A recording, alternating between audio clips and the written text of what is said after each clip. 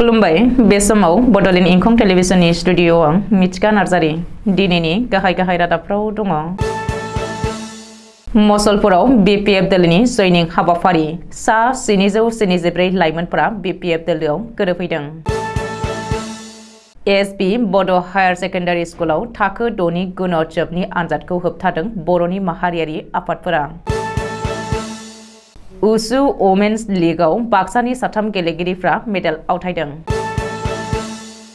10,000 घुस लानानै चिरां पुलिसनि सासे एसआइआ हमजादों। बिश्वनाथनि सा 13 गथ'फोरखौ रैखा खालामनायजों लोगोसे पुलिसआ 3 लांखारग्राखौ हमदों। करीमगन्जआव 100 कौटि रांनि गोबां ड्राग्सजों लोगोसे 4 हमजादों। दानिया फैदोनि आबुं रादाबाव।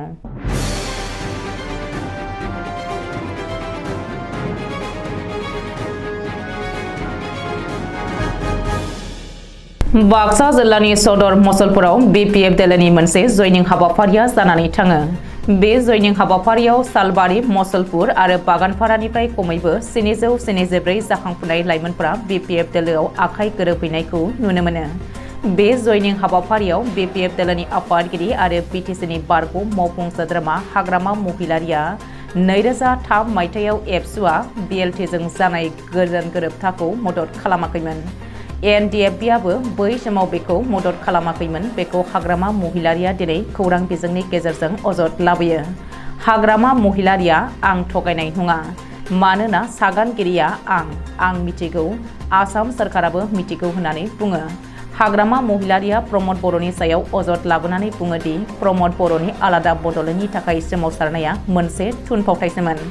बै समाव प्रमद बर'आ पुलिसनि खाथियावल' सोमावसारदोंमोन। बे समावनो हाग्रामा महिलारिया एबसुखौबो खौसेयैनो बीटीसी गोरोबथाखौ खालामनो खावलायदोंमोन। नाथाय एबसुआ गोरोबथाखौ बै समाव गनायाखैमोन होननानै फोरमायो। बे जयनिं हाबाफारियाव बीपीएफ दोलोनि मिरु जिल्ला आरो ब्लक थाखोनि गोबां दैदेनगिरिखौ बाहागो लानायखौ नुनो मोनो।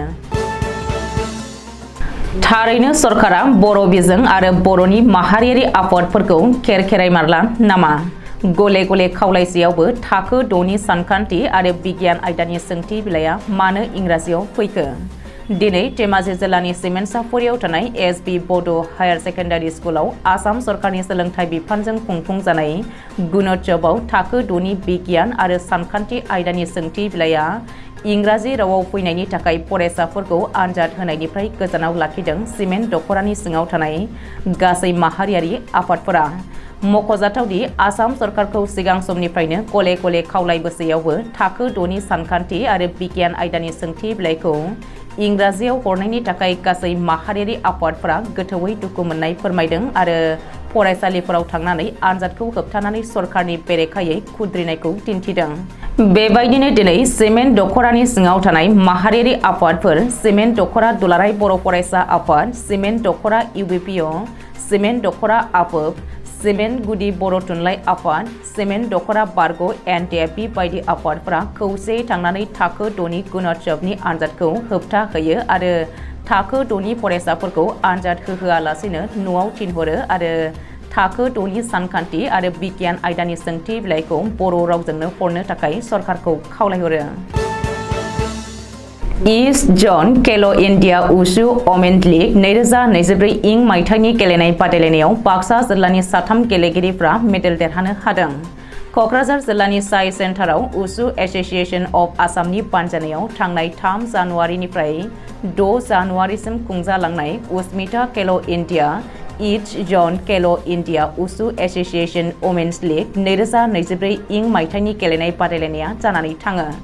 बाक्सा जिल्ला उसु एस'सिएशननि नेहाथारि दानसोरां दैमारि, आफादगिरि रैमोन बसुमतारी आरो टिंकु ब्रह्मनि दैदेननायाव बाक्सा जिल्लानिफ्राय लक्ष्मीबती देउरिया 45 केजि सेनियर गेलेनाय बादायलायनायाव ब्रन्जनि मेडेल देरहानो हायो। स्रबनि दैमारिया 45 केजि लिरथायाव साब जुनियर गेलेनाय बादायलायनायाव ब्रन्जनि मेडेल देरहानो हायो। लोगोसेनो उसु थाउलआव जया सबमा सिलभारनि मेडेल देरहानो हायो। टप 8 पजिशन बिल' जुनियरनि गेलेनाय बादायलायनायाव समायना रानी बर' आरो प्रनिता नार्जारियाबो देरहानो हायो। चिरां जिल्लानि थालिगाव पुलिस आउटपोस्ट थानानि एसआई सिन्टु दासखौ 10,000 रां घुस लानायनि दायाव एन्टि कारापसन ब्रान्च एबा सिएम भिजिलेन्सआ एरेस्ट खालामदों। सुलुङाव फोरमायथिनाय बायदिब्ला गंसे गारिखौ हमनानै एसआई सिन्टु दासआ 10,000 रां घुस लादोंमोन। बेनिखायनो गारिनि बिगोमाया एन्टि कारापसन ब्रान्चनो जाथायनि सोमोन्दै मिथिहोहरनायाव फोरमानजों लोगोसे एन्टि कारापसन ब्रान्चआ हमदों दायनिगिरि आरो घुस जाग्रा एसआई सिन्टु दासखौ। बिश्वनाथ जिल्लानि राथुआ आरो जेनजिया साहा बागान ओनसोलनि गासै 13 गथ'फोरखौ पुलिसआ राङापारा रेलवे स्टेशननिफ्राय हमनानै रैखा खालामदों। लोगोसे 3 लांखारग्रा फारियै सुरज नाहाक, सरस्वती नाहाक आरो हाबिब आली मुंनि सुबुंखौ पुलिसआ एरेस्ट खालामदों। बिश्वनाथ जिल्लानि एसपि सुभाशिष बरुवानि बिथोन बायदियै बागुरिनि एसडिपिअ नबजित दासनि दैदेननायाव पुलिसनि मोनसे हानजाया बिसोर 13 गथ'फोरखौ बायजो रायजोआव लांखारनायनिफ्राय रैखा खालामदों। लोगोसे 3 दायनिगिरि एबा लांखारग्राखौ हमनानै आथिखालाव पुलिसआ इन्टारोगेसन खालामगासिनो होननानै मिथिहोदों। बराक सेरफांनि करीमगंज जिल्लायाव सुप्राकान्ति ओनसोलनिफ्राय पुलिस आरो एसटिएफआ जथायै अपारेशन एबा सिग्रोमनानै गासै 100 कौटि रां बेसेननि गोबां ड्राग्सजों लोगोसे 4 सुबुंखौ एरेस्ट खालामदों। करीमगंज पुलिसनि सुलुङाव फोरमायथिनाय बायदिब्ला हमनानै मोननाय ड्राग्सफोरनि गेजेराव 5.1 किल'ग्राम हेर'इन, 64,000 जावा निसा टेब्लेट आरो कार्टुन 4 गुबुन हादरनि सिगारेट पेकेट मोननो हादों। बे ड्राग्सजों लोब्बा थानाय गासै 4 ड्राग्स फालांगिरिखौ पुलिसआ एरेस्ट खालामदों। दिनैनि रादाबा एसेनोसै। गोजोन्थों।